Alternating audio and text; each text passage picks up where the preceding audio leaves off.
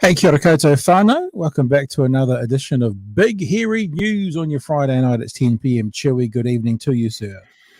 Good evening. You going well?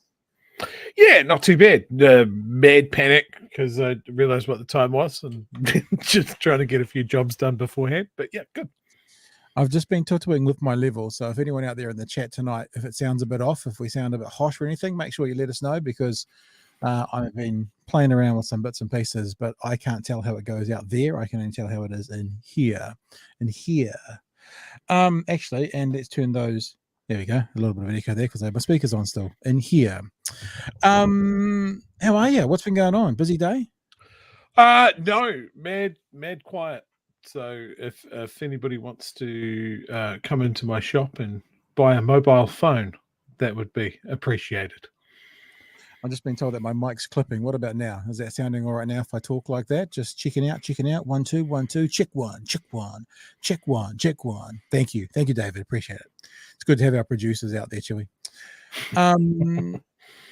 Yeah. I'm really looking forward to the weekend. I'm looking forward to chillaxing for a while. I think it's been real busy. We've got, of course, all over the country, the candidates for local body elections have been finalized. Here in Dunedin, there are 11 people running for mayor. Some of them are even sane. Some of them are. Definitely not all. Have to be a little bit careful because I'm hosting conversations with, I've had confirmation from 9 of them. So I probably will host conversations with 11 of them. And a bit of a Dunedin special. So for people who are watching now, this is the thing we do out of Dunedin, but it's sort of in fact, tonight's a very international show, but a nationwide and international show. But over 6 weekends, we are going to be hosting very localized Dunedin conversations, but on Saturdays and Sundays. So they won't impact this show so much. They'll be on Saturdays and Sundays in the afternoon talking to the Dunedin mayoral candidates. I'm intrigued a lot with local body elections. There's a couple of things I was watching on One News this morning, I think it was, and I haven't actually set it up to play, but someone from the Disinformation Centre talking about one of the problems at the moment is there's not enough people running for local body elections. Yeah. And what that means is the disinformation crew, the guys who are akin to the QAnons in the US, are going to get into local body politics this time around. I noticed here in Dunedin there was, like one of the wards has got 6 vacancies and there's only 5 people going for it. So there are going to be numerous places around the country that are going to not actually have elections because they've got fewer candidates than positions available. So technically there might be elections, but they're going to go unchallenged. So yeah, this has been a thing that people have been warning us about for a few cycles now, and I think it's a perfect storm for the fact that some of our wackadoo groups have noticed that this might be an opportunity worth exploring. I think they've discovered that too late this time round, but if they can keep their shit together for the next 3 years, which is not a given, it might be something that they can be a bit more successful in. Yeah. So yes, as I said, tonight's got quite an international feel to it. Don't no spoilers here, Chewy, but have you seen the Beto O'Rourke clip yet? Oh, mate. All right, we're going to play that. So good. Many people have seen half of that clip. They haven't seen the whole clip though, so we're going to play both of them tonight. It's going to be a bit of fun. There's also, actually, I've got a bunch of stuff that I may or may not get to. A lot of it's American based tonight, but it's all political and all interesting, obviously, as well. For example, the Sandy Hook mom who just got a big settlement from Alex Jones. She was on CNN talking to them, and she was talking about what Alex Jones said to her in the courtroom. And it's just a really interesting insight into what was going on. So we might get to that. We'll see if that pans out. God, all my tabs. Look at my tabs. Was it you who's always been addicted to tabs? Look at them all. No. My tabs. All my tabs. I think that's George that goes tab crazy. So there's Trump stuff in there as well. That's the mom who confronted Alex Jones, Beto O'Rourke. And then there is, maybe we'll start with this one, because in the least surprising story in the world today, within days of people like Stephen Crowder, the commentator, Lauren Boebert out of politics, a whole lot of politicians talking about how evil the FBI is, how wrong, how bad, let's defund the FBI, which is now the catch cry of the right. Guess what happened today? An Ohio gunman went into the FBI building ready to shoot it up. Now, if you haven't seen all the details on this, but you've heard the headline, I won't reveal it quite yet, but guess what kind of person went in with all the weaponry? Guess what his political leanings might have been? Was it Antifa?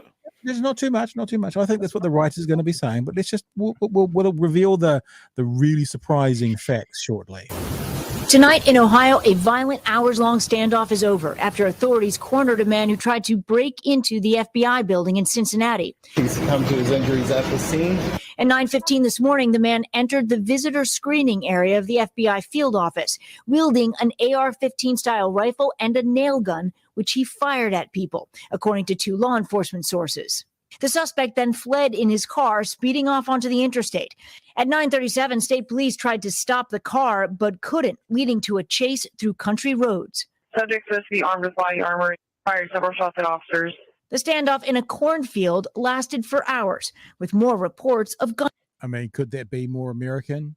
Guns, standoff, cornfield. I mean, those three words going together, doesn't that just feel like a Saturday afternoon in rural USA? Gunfire. Once the vehicle came to a stop, gunfire was exchanged between officers on scene and the suspect.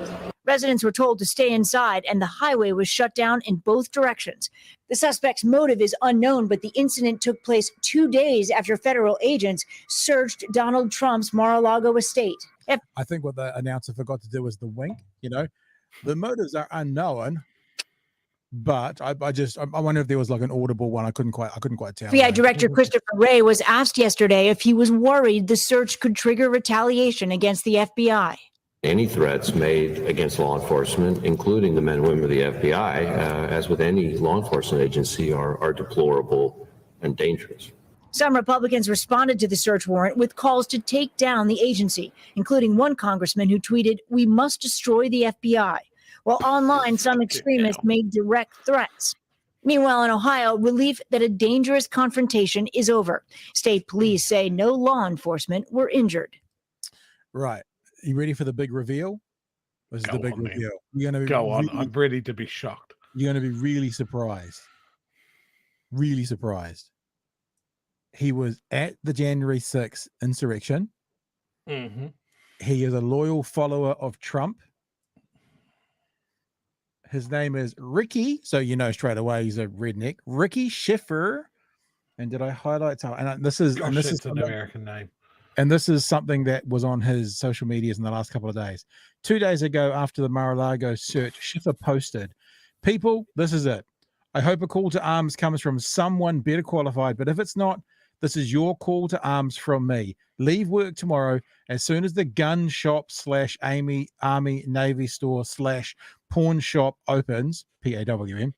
Get whatever you need to be ready for combat. We must not tolerate this. They have been conditioning us to accept tyranny, and we must respond with force." Schiffer then added, if you know of any protests or attacks, please post here.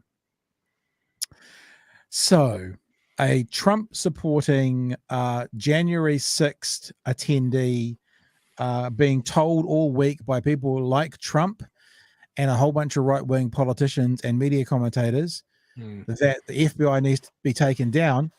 attempted to take the FBI down. Isn't that weird? Yeah, and I've mentioned this before in these online forums is that people will just hype each other up, and eventually someone will go over that line that everybody's just walking up to and stopping. And it's just as the ability for someone to do that here. I mean, yeah, that's some scary shit, man. I think people are, that old thing, if we forget that history, we're doomed to repeat it. Yeah. People forget that it wasn't that long ago. I've just looked this up. There's probably a better one to find because there's no image with this. In fact, maybe I'll not that long ago, Gabrielle Giffords, the U.S. Either congressman or senator, I can't remember which one it was shot in the head by someone who was an opponent of Democrats, was a Republican supporter, after Sarah Palin had put crosshairs on a whole bunch, like rifle crosshairs on a whole bunch of areas for them to win, including Gabrielle Giffords' area. And I think that I'll see if I can find an actual image. I think that's where I'm careful that porn doesn't pop up or something. Gabrielle Giffords crosshairs, that wouldn't pop up with porn, would it? Like that. There you go. Yeah. This image here. And what do they think is going to happen? And 330 million people, if like 1/100th of 1% are nutters, that's, I don't know what that number is, hundreds of thousands of people are nutters. Of those hundreds of thousands of people, how many have to go haywire to go into a building to shoot up a whole one? I just don't get how they say things like this publicly and think no big deal. This is just our First Amendment. We'll say what we want, when they also know it's horseshit. That's the other thing. They know it's horseshit. And it's the talk of revolution. It's the talk of combating tyranny. It's all of that. It all plays into the same thing. This just overhyped militaristic hyperbole that they've got going over there. Yeah, it's not good. Yeah, it's terrible. This from Rose, surely that's clearly incitement, not simply free speech.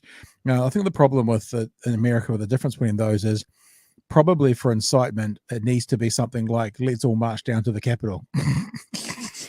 Like quite specific.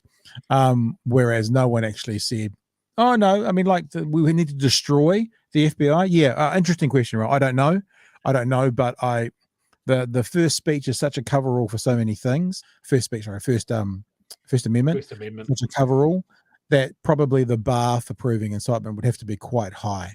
And also, and I used to say this of the insurrection is, you can use words like attack or fight, all these things metaphorically. We talk about people fighting cancer, let's attack those cancer cells, for example. So then also, I think for incitement, you probably have to be able to prove intention as well. So you have to say, this is what they were meaning, and this is what they said. I think that, even though I don't necessarily disagree with you, I think that might be quite a high bar in a court of law, maybe. Anywho, have you heard the latest news in New Zealand? The bullying claims coming out of Parliament Day 5. However, yes, I actually just read it not long before I came on tonight. All of it, all of the words, of which there were many. Our boy there depleted an entire dictionary. It's real interesting. I don't know where I'm landing on this. My position's changed basically halfway through today, and it just seems to be that as more information comes to light, I'm pivoting. Pivot. Let's have a look what the story is for people who don't know. So, Labour Party MP backbencher wrote an explosive piece. I always think of the word diarrhea when I say the word explosive. An explosive piece in the New Zealand Herald, I think it was, or Herald Online, whatever it was, about I don't know if he used the word culture of bullying, but how bullying was rife all through Parliament. I guess this flows on from Sam Uffindell and the local MP who we're looking at right now. He said this is everywhere. and it's terrible, and he's been bullied, and everyone gets bullied in Parliament. And there's been some pushback, not just by Labour people. Although I do notice, remember, Chewy, we did say how Labour has left alone Uffindell. I can't imagine National would do the same. I think it's this. I watched about three different items. So I think it's this one. Just listen to the first MP from National. There's a bit of a poke in the bear in there, a little bit. Yeah. Maybe not as bad as you'd think, but a little bit if it's the right piece. Have a listen. Gaurav Sharma became the MP for Hamilton West last election and talked about bullying in his maiden speech. I was bullied at school, but Mr. Hoggs and Mr. Schmidt taught me to stand up against bullies. A prominent pediatric surgeon bullied me for months and said, "You people come to our country. I will kill you and ruin your career."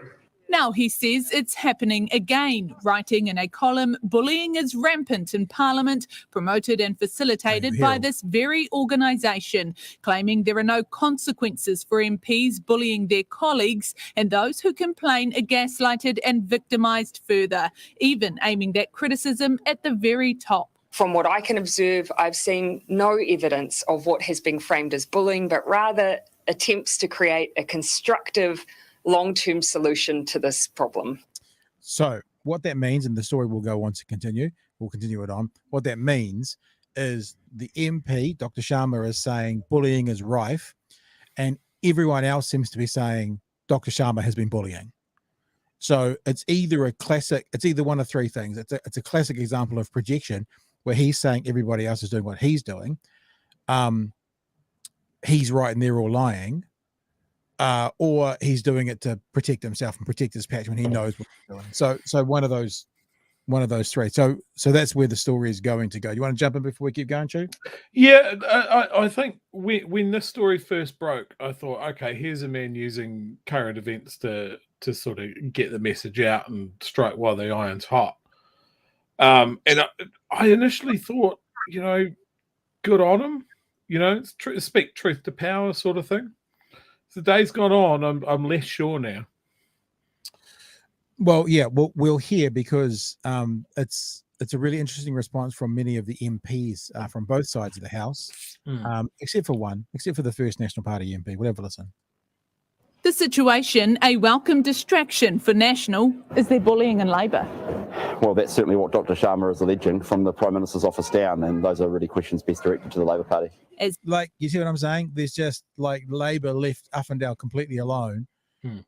Bishop's that's what he's saying. So I also want to say, before we keep playing, I think the Prime Minister handled this much better than Luxon handled Uffindell, because the Prime Minister doesn't go, yes, he's got my support. Much more hedging of the bets, which I think is the wise response when things are ongoing. Kelvin Davis. As Labour MPs close ranks. I've always found that there's been ample sources of support within the caucus, within Cabinet. I don't agree with the allegations that he's made, and that there are issues in the Labour Party caucus, no. I think if there was, then you, who spend all your time around Parliament, should have picked up on it. Have you picked up on it? No, I have not. You haven't? No.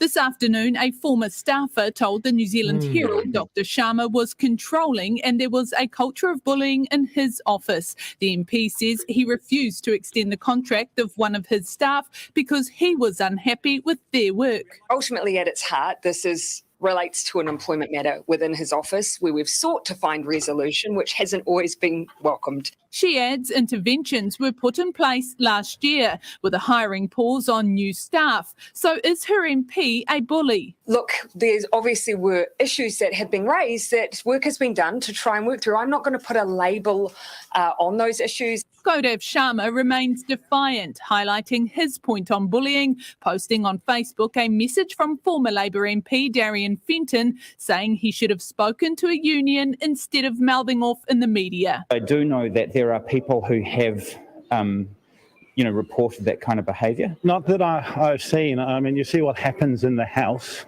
and there is a place for robust debate. Now the debate is about the new MP's future.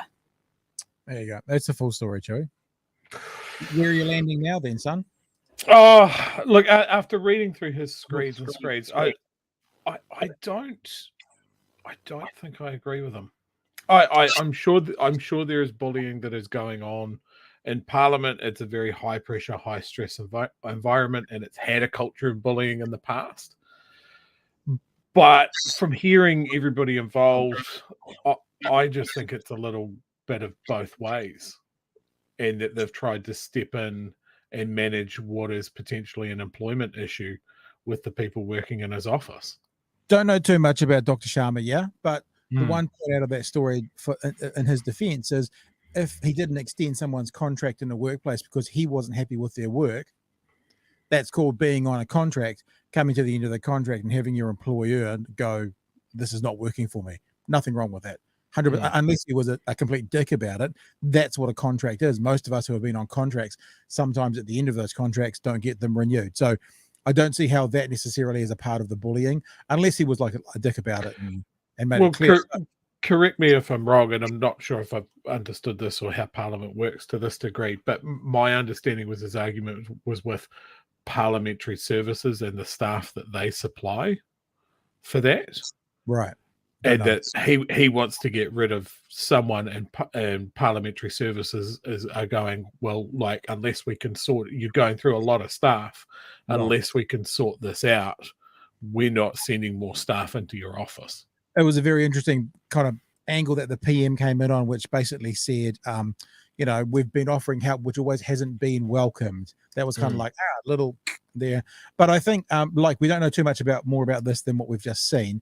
But I think as of today, it feels to me like it's being better handled. But also, we've got to be honest. And look, don't get me twisted, right? Bullying's never okay. But there is a difference between bullying in the workplace, adult to adult, and bullying a 16-year-old with legs of a bed attacking physically a 13-year-old. I'm not saying that to defend if anything has happened within caucus or within the the Labour Party or in Parliament, but I am saying there are levels of the idea of what's going on. So, but as I think the article said, or certainly one of the articles has said, completely not what Labour we wanted to talk about right now, and in fact kind of taken a little bit of focus away from the other one, the Uffendale situation. National will be stoked. Yeah, I mean, and even Todd McClay at the end was like, no, I've never seen it, and James Shaw was like, oh no, and then Bishop was like, man, maybe you should talk to the Prime Minister. It seems like it's coming from her office. So, I think the contrast that you can draw is how Luxon's handled it compared to how Ardern's handled it. I'm just reading a statement or the words that she used on One News. While we dispute the allegations that he has made, I want to ensure that he knows he's a valued member of our team, and I want to ensure that he's getting the support he needs. Now, that's a very different statement. Yeah, it's also very, I don't want to sound like supporting the PM at all, but it's for me, it feels like a cleverer way to go. There may be an issue here, dealing with the issue, but everyone needs help in the situation. Not he has my full support, which always seemed to be a bit risky, as it has proven out to be. So yeah, absolutely. But let's also just continue on the Parliament. I was also wondering, this is a thought that I had. So we've got Uffendale this week, and we've got that list of other people, primarily from Nashville, that have been coming out during the week. You know how people sort of complain about these people who have been lifelong career politicians, and we want some real people in there and people who haven't been politicians? I was thinking maybe this is the reason that lifelong politicians are good to have as politicians. Like how a lifelong surgeon is good to have as your surgeon, or, a lifelong bus driver is a fantastic thing to have your bus driver, because I'm not saying it's all of them, obviously, but it seems that the percentage of people who come in and burn out very quickly are these people who are like, I'm not even a politician, so let's elect him. So hang on, maybe we just want to relook at that and go, maybe the reason that it's stacked even more against these new people is because they're not politicians and they don't know the skill set that this job needs. Whereas the lifelong politicians, that's often said as kind of a curse word, are the ones who seem to know how the system works to be able to do the job. Just a thought I had during the day. Yeah, no, absolutely. I agree. I'm always worried when it's we've elected an outsider.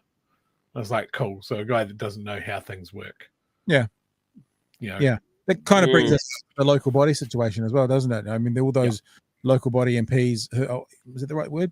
Candidates who are going like, I'm not a politician. It's like, well, so first you're going to spend the first next 6 months learning how to do the job, and then you're going to be the greenest person at the council table. Yeah. I don't personally, others may. I personally don't see that necessarily as a fantastic, a fantastic thing. Christopher Luxon, respectfully, talking about, I've run businesses and I fixed up businesses before. And my response was, well, you don't run a country like a business. We're not a for-profit organization. If you run the country like a business, things like libraries would be disappearing. Public pools would be disappearing. You know what I mean? The things that aren't business-like wouldn't be successful. We're not a company. We're a country. So you can't run us like a company. So whilst all the respect in the world to people like John Key and Christopher Luxon, who had very successful business careers, I don't think it's necessarily a check mark for, so therefore I will be a good prime minister, because it's a different skill set, in my opinion. Yeah, absolutely. So jumping into the other bullying story from this week as well, this was in the ODT today about Sam Uffindell, and he's had some people come forward to kind of back him up a little bit.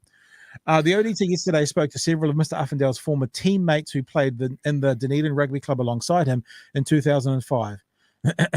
So, these are, I'll stand up and testify for this man. I will go above and beyond to prove to you that he's okay. Next line. While none of the men would agree to have their names published, they were unanimous in their defense of the politician. Now, look, I am being a little bit facetious here because the victim wasn't named. Like the girl who made the allegation, she wasn't named. So I can actually see there could be a fairness, but you would think that because I'll mention what I mentioned on Twitter about this afterwards. I'll finish the article. One ex-player now living overseas, that narrows it down to nearly 8 billion people, described Mr. Uffindell as a great husband and father, and he said he had contacted him to give him his backing since the scandal broke this week. The guy is passionate about wanting to make New Zealand a better place, he said. Another former rugby teammate spoke in glowing terms. I knew him pretty well, he said. He was a good dude, just a student living the student life. I never saw the other side of what's been mentioned. So in other words, when he didn't do it, I didn't see it, and he was a great guy in those moments. He said the scrutiny the MP had come under was unfair.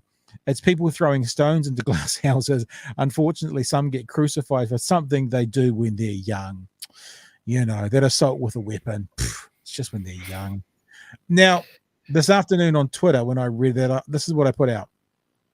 Sorry, but if none of his character witnesses would agree to their names being published, I'm taking it with a wheelbarrow of salt. Went on to say, I saw the drinking and violent culture of rugby clubs in the 80s and 90s. So sorry, I want to know the character of his references before I choose to give weight to their character references. Because I was in them, the late 80s through to the early to mid 90s, especially in Auckland. There was a club called Marist. I've been at the bar as an 18, 19, 20-year-old watching All Blacks get pissed and punch people. Various brothers that play for them. I've seen it. It's never happened to me, but I've been with people who have been punched in the face by current All Blacks of the era because they were drinking jugs and going for it. So just because you're at a rugby club with someone, I want to know to accept their character reference. I would like to know their character as well. In a court of law, to take a character reference, and this is not a court of law, you'd need to be able to be witnessed and cross-examined, to see if you're worthy of giving it. Just an opinion. What's the better character reference? Two dudes from your rugby club, or maybe a woman, or maybe someone that isn't like a direct peer. Like getting two dudes from your rugby club to vouch for you means almost nothing. But you're not suggesting he got them to vouch. I think the ODT probably just tracked them down and they vouched. No. I'm not saying that he would have gone out and got them to vouch. Yeah. I'm just saying, as a character reference, they are next to useless. Yeah. Because of course they're not going to be on the receiving end of what he's being accused of, or the behavior he's being accused of. There's rugby mates. Yeah. And also, look, I mean, to be fair, I think that criticize the things worthy of criticism, get over the things that are a bit gross that students do. Mm. You know, a dirty, disgusting flat, meh. You know, yeah, I thought, apart from the rack of women's underwear, which was super gross, the fact that he was in that Otago's worst flat competition, that's a beat up. Look, but even still, the women's underwear, you know, classless, tactless, pretty gross, but on the scale of things that happen in every Dunedin student flat, meh, you know, but attacking a door to try and attack a person to get them out of a flat, serious. Attacking a 13-year-old in bed, serious. So I always think it's fair and proper to actually identify what are the things we're talking about here and what are the peripheral things that the media is going, oh my God, did you see how messy his flat was as well? You know, man. Yeah. So let's focus on the actual things here and not the peripheral things. Yeah, 100%. And look, I agree, and I know some people are going to be like that. What that says about the flat's thoughts about women, I agree with you. But what I'm saying is, you know, I won't say every, but the majority of 20-year-old males in Dunedin right now in flats would think that's hilarious. They're not all going to grow up to be violent abusers and bullies. So whilst if I walked into a kid's flat and saw that, I'd be like, oh, you fucking idiots, it's disgusting. On the scheme of what we're criticizing him for, that's nothing too much of a problem, in my opinion. Yeah. We want to see how he treats people he believes are weaker or below him. That's the rub. National punches down. Yep. National punches down. They punch down metaphorically when they like to kick people off benefits, and they punch down literally. And it's always to a smaller, weaker person, being that a solo mum on a DPB or a 16-year-old on the independent youth benefit or a 13-year-old when you're 16. National punches down. That should be the tagline for Labor's campaign. National punches down, no matter what. Pardon me. Right. Let's move on, shall we? Because I think you're chomping at the bits to see. Oh, and look, stick with us if you're with us right now. If you haven't seen the two-part Beto O'Rourke conversation from his town hall, a lot of people have seen one part, the part that's getting all the news. Not many people have seen the second part, which is actually the first part because it came beforehand, which I'm going to play for you tonight because it makes it even worse. It makes it better and it makes it worse. So stick around for that. We are also now, Chewy computer would have just frozen, I guarantee. So he'll be back in a few minutes. He'll pop his hairy little head back in, and not that head, and then he'll come and say good day as well. Actually, while I'm waiting for Chewy, maybe I'll see if there's some messages that have been coming through. Remember, you can also join us on Discord if you want to at the moment, and jump into the waiting room. We can have a chat with you. What has been going on in the chat? See, this is the problem when I'm working the other computer. I have to read it live, which is already Aussie Bob says, interesting grown men and women in Parliament worrying about bullying now. Politicians never seem to amaze me. Well, I think worrying about bullying at any stage is okay. But if what you're hinting at is it should have been something they dealt with when they were children, I think you're probably right there as well. So at the end of the day, says Simon, no one is a winner in this. Someone's objectifying me. That's all right. I can be your sugar for a Friday night if you need it. David said, I'm assuming this is the piece by Dr Sharma was on the front page of New Zealand Herald. There's too many messages for me to go here. I apologize about this. And look, one of the things I like about your commentary in the chat is you're talking to each other as well. Right. Let's move on to the next part, which is a bit of an update on Trump, sort of a bit of an update on Trump. I talked about this clip last night. It's pretty sure he's not here to see it. He's popping back in. I heard him. Here he comes. 3, 2, 1. It's the Chewmeister.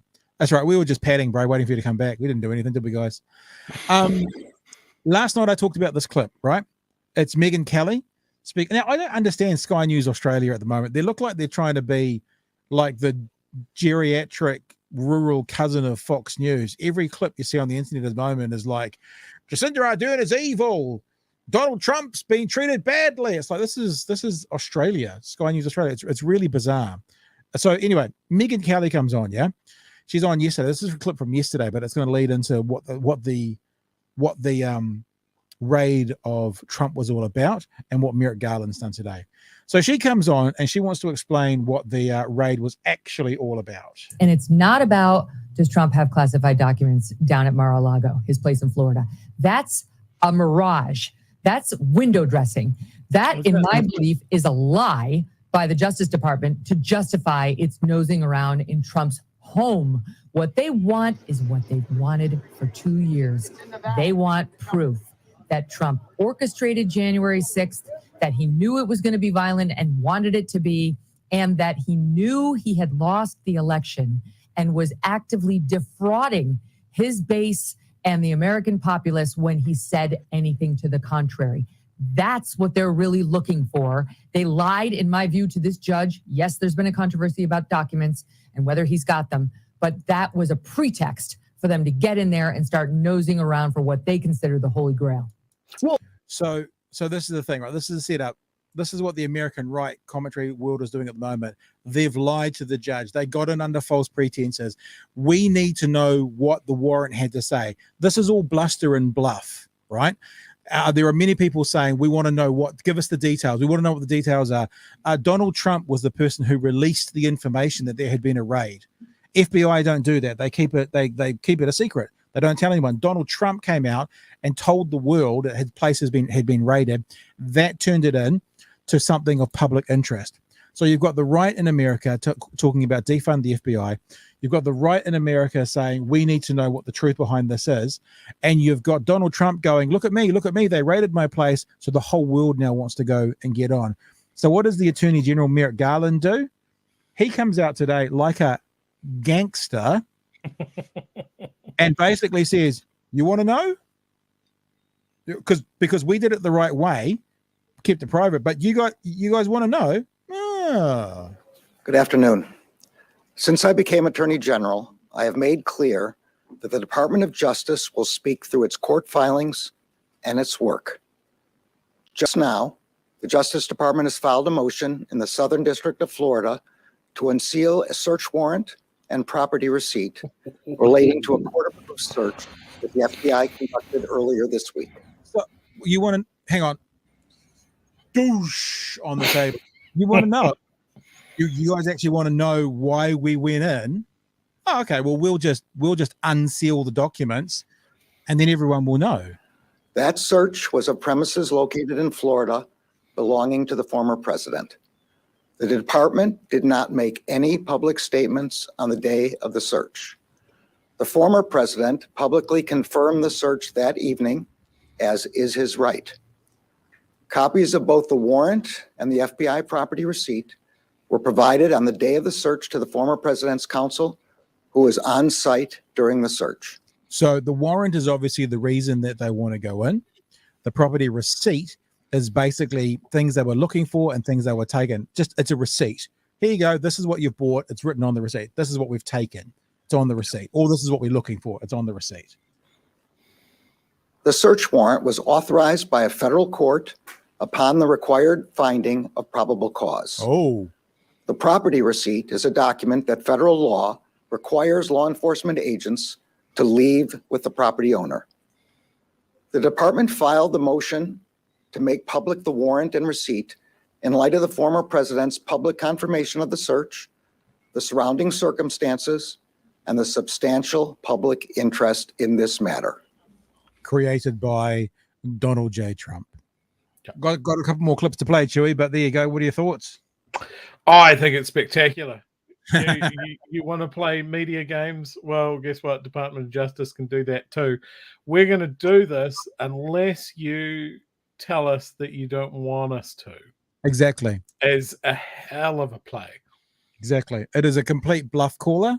And if Trump and his lawyers say we don't want this released, I mean, to his supporters, obviously, it's not going to mean anything.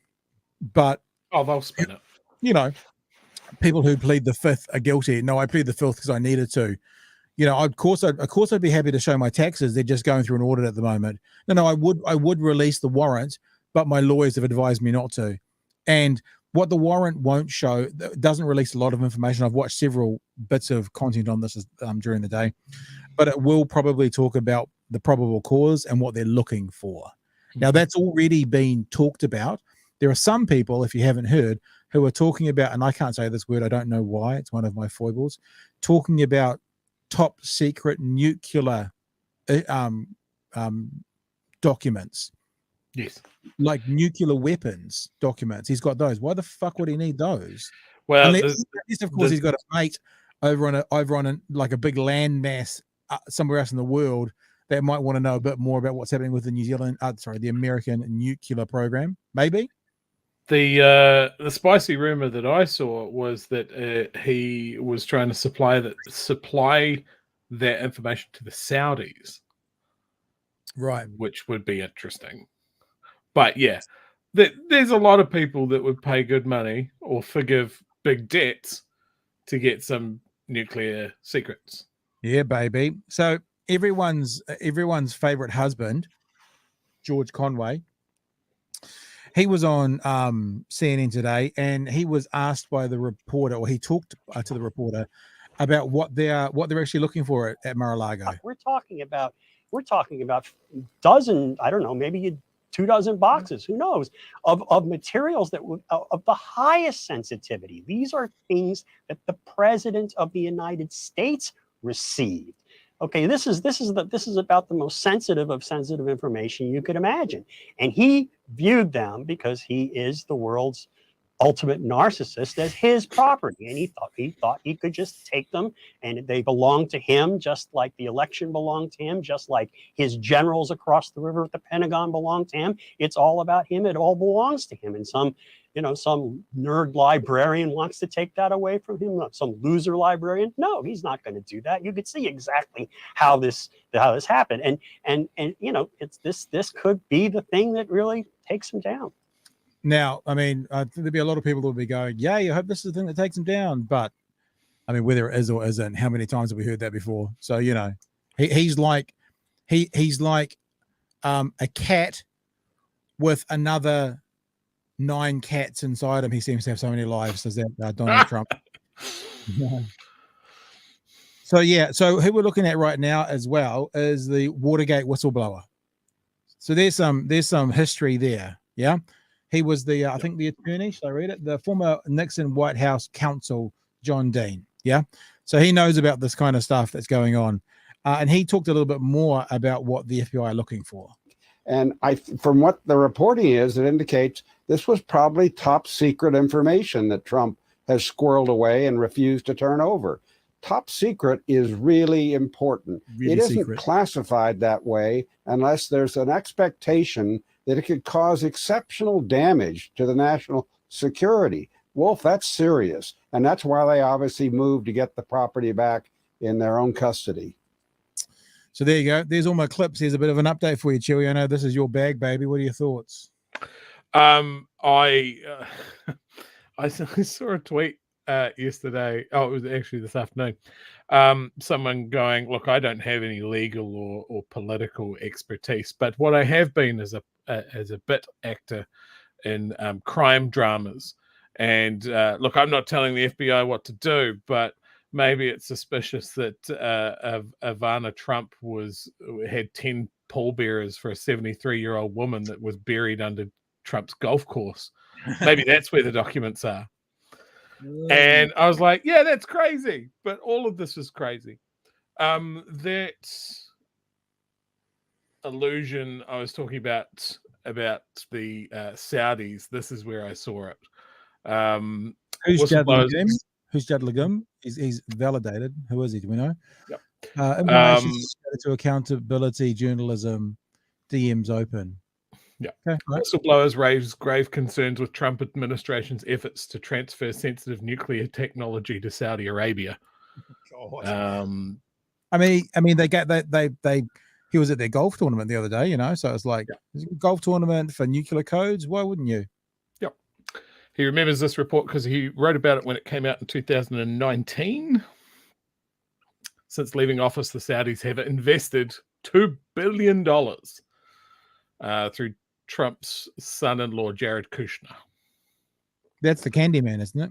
Yep. Or that's the Slender Man in the background. Yep. Yeah. I do like the Candyman because the Candyman can. But that's a very suspicious photo. Like if you're trying to paint an image, there you go. We don't know why Trump took classified nuclear documents, but certain nuclear inflammation would have very high economic value to Saudi Arabia and other governments. No shit. So yeah, dirty deals and money to Trump.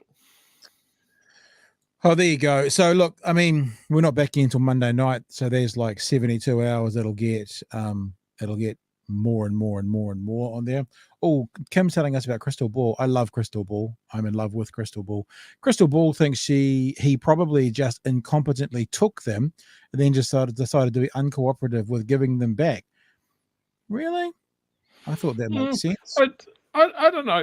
I'm always stuck between maybe he's outrageously incompetent, like the story that came out about him the other day of printing out a document so he could tear it up and flush it because that gets rid of the document. And then I'm like, yeah, but even if he is a senile, ridiculous idiot, he's surrounded by people that might not be. He could be a useful idiot, or it could all be an act. Who knows? It's just crazy. Well, what we can do is we can go and have a quick play with a man who spent dozens of hours with him. Oh, what am I doing? I'm on the wrong page. I'm a moron. And we can ask him, because that's always been one of the questions. One of the questions has been, is he like a moron who's fallen into it? And basically from his bravado and his acting, he's being able to muddle through, or is he someone who has actually got a lot of nous? So why don't we talk to a documentary filmmaker when we asked him that question and see what he's got to say? Do you think Trump's smart? I mean, we know that he's got a very big brain, but is he I know IQ doesn't always necessitate smartness in general, but is he a smart dude, or is he? Some people think he's basically a clown that's fallen into this thing, and because of his bravado, he pushes through. Other people think he's sort of calculating and exacting, and he knows exactly what he's doing when he talks about they're sending us their rapists and that kind of stuff. He's calculated. Where do you think he sits on that scale? No, I was taken aback by how, dim-witted he.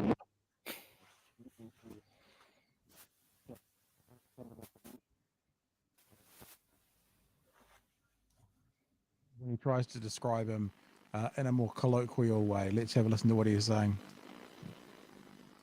Crisis, which then in various cases to bankruptcy and restrictions and things, to him where he's lost buildings and what he had done anything, or that what actually happened. So that was that. Yeah, it wasn't sort of unusual, but like here, when you're the president of the United States and you're maintaining this position and eventually causing the tragedy that it caused, to be still to this day maintaining this insanity and influencing people, is just horrendous. And so, that definitely is the major factor. But no, he's definitely not. He's a very odd man. So what's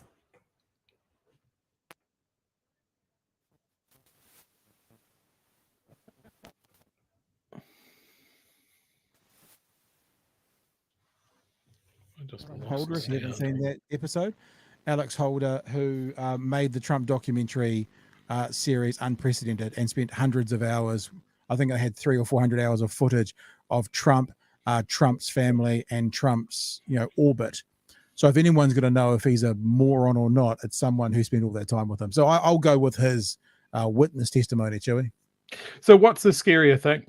That someone that incompetent and mental can just stumble into that job, or that someone in that job is being puppeted by someone that... Is it more comforting that maybe someone has a plan behind him, even if it is a nefarious plan, than there is no plan, that he's just pinballing through this whole thing? I think, okay, I'll give you my answer, because it's a good question. I think it would be scarier if he was smarter and was that evil. Basically, if he was Ron DeSantis, because Ron DeSantis is Trump with a brain, yeah? Because I think because he's so dim-witted, as the witness says, Your Honor, I think the people around him, and we saw that on occasion, have actually gone, we're not, even though you're the president, we're not doing what you said. I think if he was smarter, he'd probably be able to stack the deck knowing what he wanted to do to get what he wants. So I think what's better for the world and for America is a dim-witted Trump than a calculated, cold, intelligent, Trump. Like they always talk about, what's his name from England, the prime minister who just resigned. Oh, yeah, Boris Johnson. Not every time, but people have talked about how he portrays himself as a moron. People talk about they've literally seen him about to go out for an interview and he tussles his hair and he messes it up so he looks disheveled. His is calculated because he's not dumb, whereas Trump is dumb. And the fear by many with Ron DeSantis out of Florida is, as I said, he's Trump with a brain. So he's got all the terrible policies and all the terrible ideas of Trump, but maybe he's got the smartness to figure out how to get them through. Because what you have to do is you have to be calculating on day one to get the people around you that on day one of year 3, you could get these things through. Whereas Trump was so lazy, there's stories, and I don't mean stories like made up stories. It's documented that he got bored in security briefings. Could you imagine what they talked about in security briefings? And his staff had a rule that for every third point, his name had to be in it to keep his interest in fucking security briefings. So it would be like, this is happening in Iran. This is happening in Saudi Arabia. Oh, Mr. Trump, would you like a Diet Coke? This is happening. It's like that's the caliber of the human being we're talking about. And I guess what confuses me most of all is how many people can have fallen for it. Trump was a useful idiot for Mitch McConnell, says Simple, so Republicans could push through the policies they wanted. I agree I agree with that, except for one addendum, only because he won. I mean, it's not like the Republicans pushed anything through because they had Trump over someone else. They would have pushed them through with any Republican. Trump happened to be there, so he became their useful idiot, as opposed to, God forbid, a Ted Cruz being there who was being a part of the push through. Trump was not aware of the push through. It was still pushed through, whereas someone with some nous about them would have been involved with the push through. Does that make sense? Yeah. Yeah. I think we need a palate cleanser. All right. I think we need to see an American politician actually just laying it down.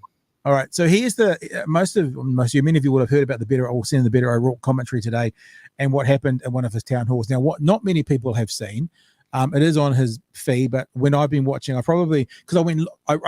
know that not many people have seen this because I saw this clip early on, and then I went looking for it to show you guys, and all the news reports that I saw showing the other clip didn't have this in it, which means I know that many people haven't seen this. So if you know the clip that's coming up next, then what you may not know is that the Abbott supporters, okay, so let's back up one. Beto O'Rourke is challenging Greg Abbott for the governor of Texas, right? Greg Abbott is the Republican, Beto is the Democrat. I think he's a Democrat, either that or independent. I think he's a Democrat. And they hold town halls, they go around and they talk to their people, like will be happening at your local body elections. So I think mayor of your city, it's not because they have mayors as well, but that sort of thing. A whole bunch of Greg Abbott supporters showed up to one of Beto's town halls. And this is the clip that not many people, or not as many people, has seen, which is what he said before the infamous clip to those supporters, how welcoming, how gracious, and how nice he was to them. I'm going to introduce myself, share with you a little bit about what I want to be able to do as governor, but I also want to hear you, and I want to hear everyone. And I know there's some folks who will not vote for us in this next election. That's okay. My responsibility as your governor is to treat and serve everyone equally. So I want to hear a round of applause for these Abbott supporters who are here. We're glad that you all came. Thank you for coming out. That's not easy to do, but you're welcome to join us, and we're glad that you're here. The other thing that I want to let you all in on. That'll do for that part. He now goes on to say, we're going to win. So had you seen that clip, Chewy? Does that change? I hadn't seen the start of it, but it certainly It shows the doesn't it? campaign that he's trying to run. Yeah, it adds to it. So what actually happened there, and I think it was so disarming that the Greg Abbott supporters are kind of all huddled over in a corner, and he actually said, "Come and join us," and they didn't. They stayed huddled over in the corner. Now, watch what happens now if you haven't seen this. This is possibly one of the greatest pieces of video footage I've seen this week, right? And we've seen this before from Republicans. I think it was Lauren Boebert or maybe Marjorie Taylor Greene when President Biden was talking about his son who died in combat. One of them heckled Biden at that time. I think it was Marjorie Taylor Greene. A similar thing's about to happen if you haven't seen this, where Beto O'Rourke is talking about gun violence. He gets heckled, and it's the response, if you haven't seen it, that has become the response heard around the world. I'm going to make sure that now 11 weeks since we lost 19 kids and their 2 teachers shot to death.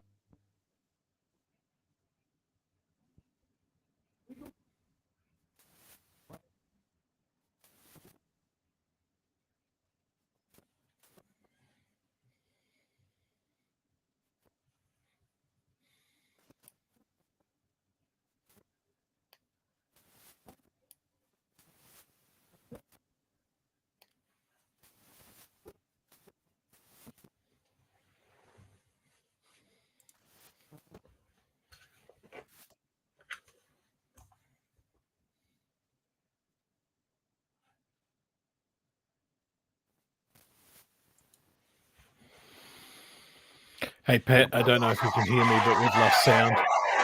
We're going to make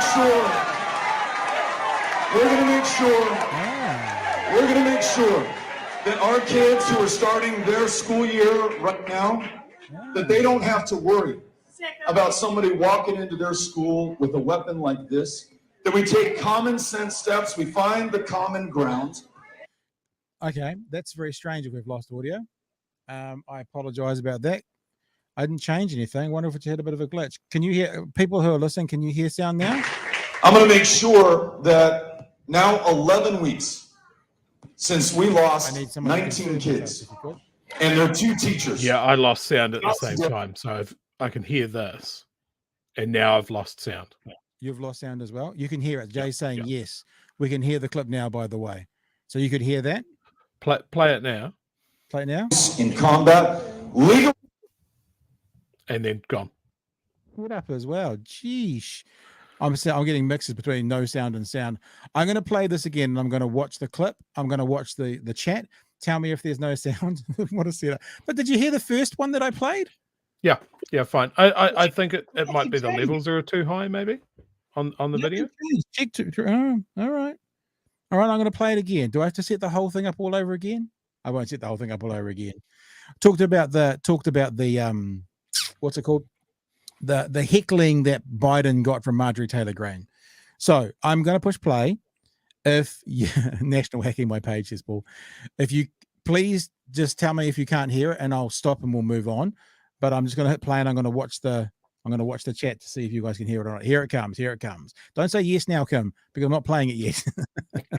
All right, I'm going to push play, and I'll keep an eye on the chat to make sure you can hear it. I'm going to make sure that now 11 weeks since we lost 19 kids and their 2 teachers shot to death with a weapon originally designed for use in combat, legally. Yeah, lost sound there.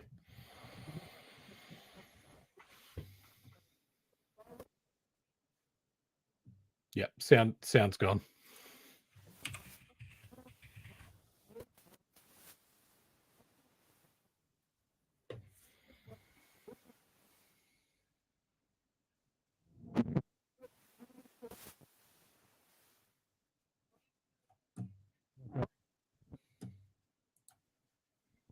It's not fun. Well, I don't know what's going on, guys. I really apologize about that. Because nothing's been touched. So if you could hear the start of that clip and then it cut out, I haven't got a clue what's going on. Is that what you heard, Chewy? The start of the clip and then it cut out? Yeah, I heard what everybody else was hearing there. Let's see if we can try it this way. Yeah, you do it. 11 weeks since we lost 19 kids and their 2 teachers shot to death with a weapon originally designed for use in combat, legally purchased by an 18-year-old who did not try to obtain one when he was 16 or 17, but followed the law that's on the books, ladies and gentlemen, that says that you can buy not one, you can buy 2 or more if you want to, AR-15s, hundreds of rounds of ammunition, and take that weapon that was originally designed for use on the battlefields in Vietnam to penetrate an enemy soldier's helmet at 500 feet and knock him down dead, up against kids at 5 feet. It may be funny to you, motherfucker, but it's not funny to me, okay?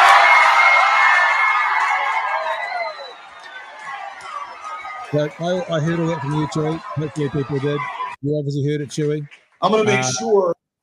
It was a bit of a letdown, actually. That sort of our big build up floated away at the end there. Tell us in the chat whether you heard Chewy play it. But the idea of the heckler being put in his place, and the idea of a politician just basically going, "Are you fucking kidding me? That you're laughing with me talking?" If you've still got that, I want to play one other bit, right? I want to play the same bit again. It's about 25 seconds in, because one of the things that freaked me out the most of all, Chewy, is when he describes what an AR-15 was designed for. If anyone thinks that that is a necessary weapon in American culture, I would like to challenge you. Yeah, it's about 25 seconds in when he starts talking about Vietnam.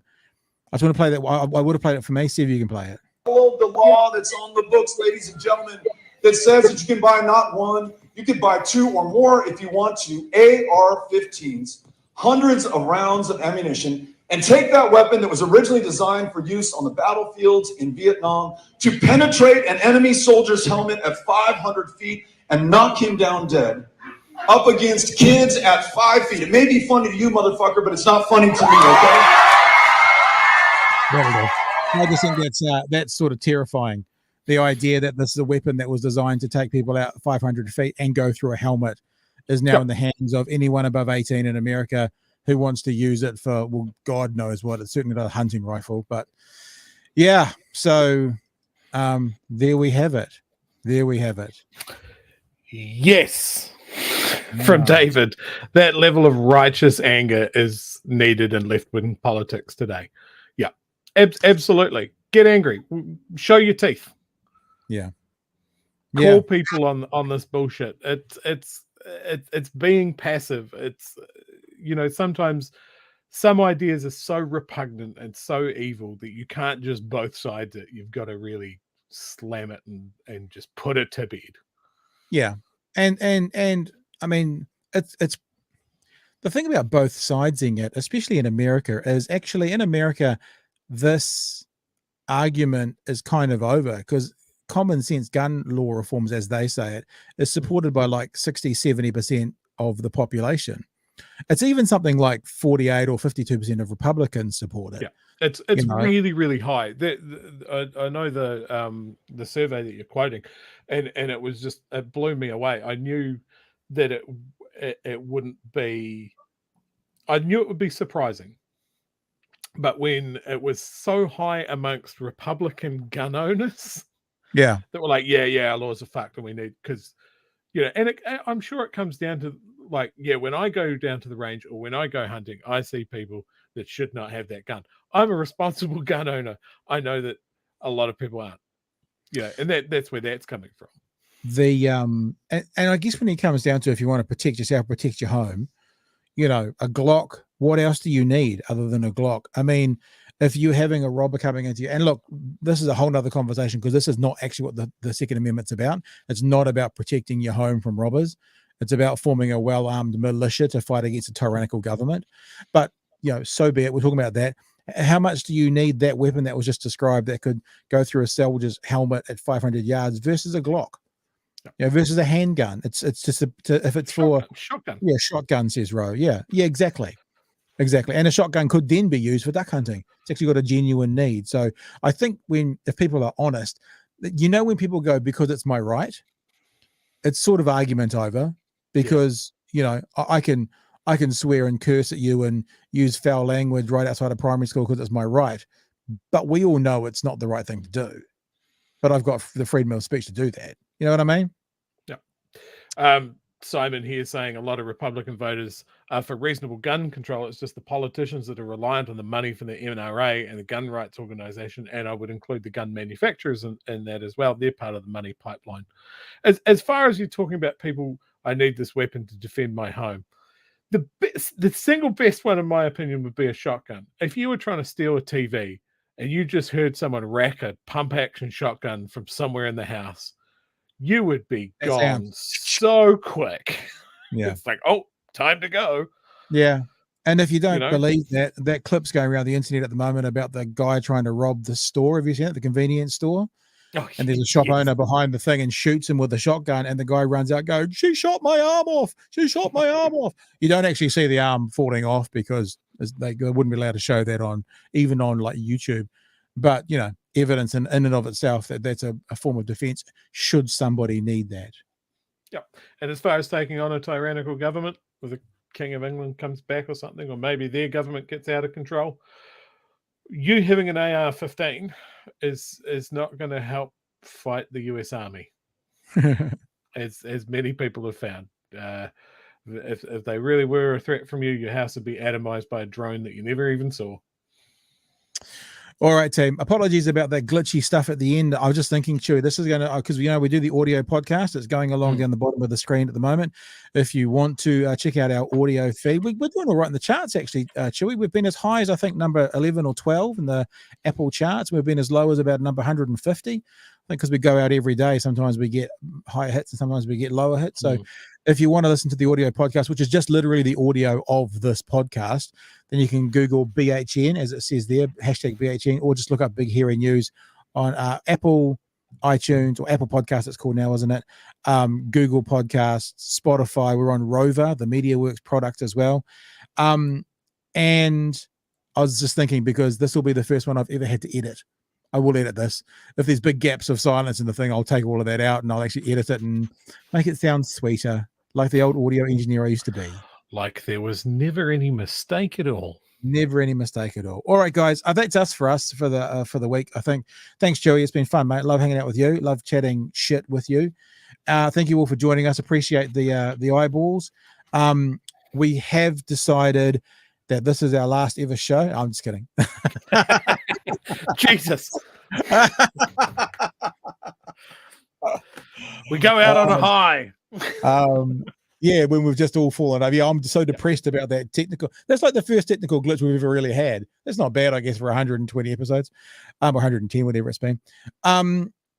We have decided to do something to do with, something around the community, something around you guys that want to be involved. And look, whether it's YouTube membership, whether it's Patreon, whether it's something behind a paywall, whether it's something behind a membership wall, don't know yet. I'm going to have a think about that over the weekend, though. So come probably at some stage next week, we will have something more on that. But if you do want to be a part of us and a part of what we do, there's a couple of really easy ways you can do it. This is also a way you can be in contact with us. In fact, I had someone contacting me today from the top party, the Opportunities Party. Oh, okay. And we're always open to hearing from you guys as well. A really easy way to get a hold of us, I'm just bringing it up on the other screen.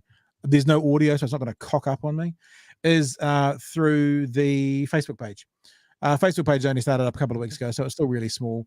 But you can see it's facebook.com/Big Hairy News. Just one word, Big Hairy News, if you want to find us. If you go and like that, of course, it's a really easy way to connect with us, to send us messages, to be a part of. Oh, look, there we are, being us. It's an easy way to be in contact with us.